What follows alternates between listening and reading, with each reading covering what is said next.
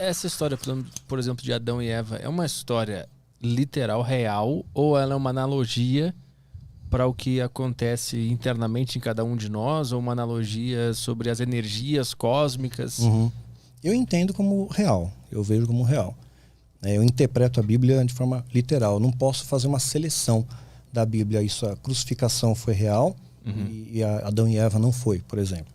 É que quando eu vejo alguma coisa, eu tendo a interpretar como uma explicação psicológica do que acontece dentro de nós mesmos. Que o demônio está dentro de nós, Cristo está dentro de nós, está tudo dentro de nós e aquilo ali é meio que um manual psicológico. Tem alguma verdade nisso que eu estou falando? Eu acho que essa essência que todos nós temos, de bem e de mal, ela está em todo ser humano, ela se aloja em todo ser humano. E acho que quanto mais espiritualidade você tem, você refina melhor esses sentimentos. Mas, evidentemente, nós temos um DNA divino, eu creio, e temos uma essência do mal dentro de nós também, porque foi contaminado com o pecado. Então, você pode, sim, separar essas forças, assim, dentro de você degladiando. Mas existem forças externas que também nos influenciam. Isso é uma pergunta que eu estou fazendo bastante para mim mesmo, e eu perguntei para o Caio Fábio também. Como é que eu sei que eu não sou o mal? Você tem que... eu avalio, não sei o que o Caio Fábio te respondeu porque eu não assisti inteiro. Você conhece a Bíblia, você conhece uma árvore pelos frutos dela, né? Então, se o seu fruto é bom, você não pode ser uma pessoa má, né? Você não pode ser uma macieira e dar figo, né? Então, assim, se as pessoas do seu entorno gostam de você, você faz o bem, você se esforça em fazer o bem, por exemplo, se eu pegar um budista, né? O cara é do bem, o cara não faz mal para ninguém, não mata uma formiga, ele prega a paz, né? Se eu pegar um muçulmano que é temente aos valores lá de Alá, né? Eu não posso dizer que essa pessoa é má e que Deus vai julgar e vai para o inferno, porque cabe a Deus julgar. E Deus é bom, Deus é amor. Então, acho que tudo aquilo que transmite essa onda de amor mostra que você está mais em simbiose com Deus. Porque tem gente que é insuportável, cara. Não tem como você ficar perto, meu. São tóxicas, né? São pessoas assim que você fica perto, tem uma atmosfera ruim. Né? Então aquela pessoa não dá, mesmo que ela fale flores da boca, né? A carga dela é ruim, meu. Pois é, mas como é que tu explica, por exemplo, um político, sei lá, um político qualquer que ele, na cabeça dele, ele tá emanando amor, porque ele tem os caras que votam nele, que botam a camiseta dele, na cabeça dele ele tá fazendo o amor. A minha pergunta é como é que eu avalio o meu fruto? Como é que eu sei que eu não estou sendo enviesado na avaliação do meu próprio fruto? Aí acho que a melhor percepção para isso é quem está próximo de você. Porque eu posso ser um político e enganar milhões de pessoas aparecendo bonito na TV, no palanque, fingindo, interpretando um papel durante algumas horas. Mas quem convive comigo, a minha esposa, meu filho, meu amigo, meu vizinho, né? Essas pessoas que convivem comigo, você vai perceber nelas, né? Se realmente você tá usando um impacto positivo ou negativo nelas. Eu acho que aí é o melhor medidor, né, que tem. Porque tem gente, meu, que é tão mal que os bichos não chegam perto. Meu gato não chega perto de gente ruim.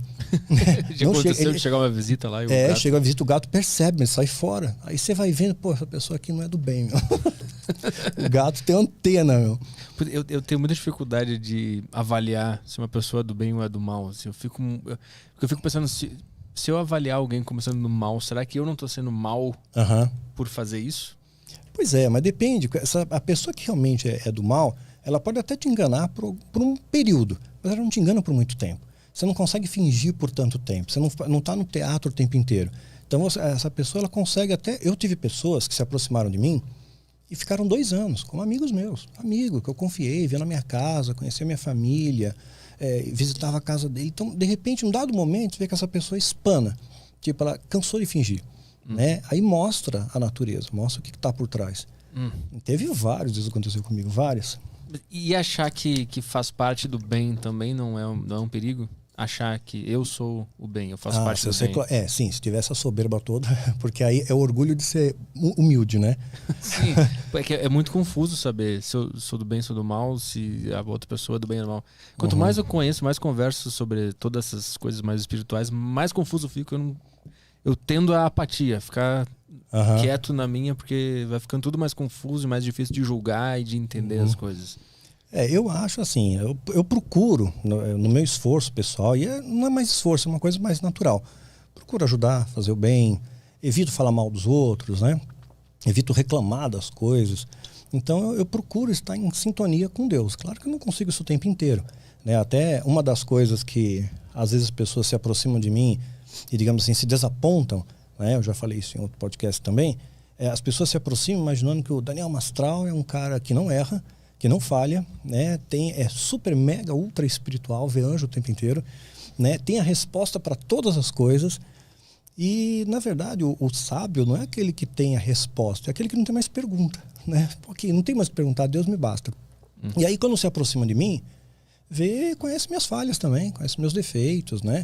Conhece o meu lado humano. Aí fala, pô, você me desapontou. Pensei que você era super mega. Não sou, não sou. Tem dias que eu não estou bem, eu erro, né? Aprendo com o meu erro, faz parte da jornada. Eu sangro, eu choro, eu transpiro, né? É um ser humano. Né? E as pessoas têm essa coisa idealizada. E parece que faz bem para alguns líderes espirituais. Eles aparecem nessa fotografia muitas vezes nos altares. Né? Fotografa bem. Ele fala de amor, de perdão, isso, aquilo, mas a vida dele não tem nada assim. Então ele engana durante um período, né? Mas quem está perto dele, quem convive, não. Pois é, mas mesmo assim, como é que eu sei que quem está perto... Porque como é que ele vai perceber que as pessoas que estão perto não estão gostando, e como é que eu confio na avaliação das pessoas que estão perto? Porque então, elas também se elas estiverem tipo, puxando teu saco, eles vão dizer que isso é legal. Mas ninguém consegue ser puxar saco o tempo inteiro. Sabe? Uma hora essa máscara cai, uma hora essa ilusão ela desmonta. Né? Então eu acredito que tem... hoje eu tenho poucas pessoas no meu entorno. Né? Não tem tanta gente assim, tem uma multidão. Né? Tem as minhas ovelhas, tem alguns amigos mais próximos, mas são poucos. Né? Porque o ser humano tem essa tendência mesmo, né? de ser ambicioso, ganancioso. Então acho que o melhor medidor é as pessoas que permanecem do seu lado. Se elas permanecem, elas gostam de você, elas te amam, elas sentem em você algo bom, porque senão elas não ficariam com você. Quando Jesus andou com os apóstolos, ele dizia que ele era o Cristo. Né? Ok, embora ele tenha feito sinais, tudo, a convivência com aqueles caras foi muito mais forte, a ponto de que, depois que Jesus morreu, eles continuaram unidos. Né? E uma coisa maior ainda, uma das evidências até mesmo da ressurreição. Né? Os fariseus tinham receio que os discípulos de Jesus roubassem o corpo, porque Jesus tinha dito que ia ressuscitar no terceiro dia. Então eles pedem uma força para Pilatos. Pilatos, os discípulos vão lá pegar o corpo de Jesus. Põe uma guarda lá. Pilatos dá uma guarda romana, pelo menos um pelotãozinho, 21 homens, no mínimo. E o soldado romano, ele era imbatível, o melhor exército da terra. E eles não iam abandonar o posto. O que aconteceu? Que Jesus sumiu e os soldados escafederam. Né? Historicamente, isso não bate, não concatena. E depois os discípulos continuaram falando de Jesus, mesmo quando estavam sendo perseguidos pelo império. Quer dizer, falar que você é seguidor de Jesus, o cara foi morto na pena capital máxima romana, é um criminoso. Você não pode ser seguidor de um criminoso, então o império ia atrás de você. E isso aconteceu e eles continuaram perseguidos, presos, açoitados, apedrejados e continuaram seguindo Jesus. Você pegar a história, os cristãos da igreja primitiva, quando começou as perseguições com Nero, eles eram queimados, vivos, no Coliseu.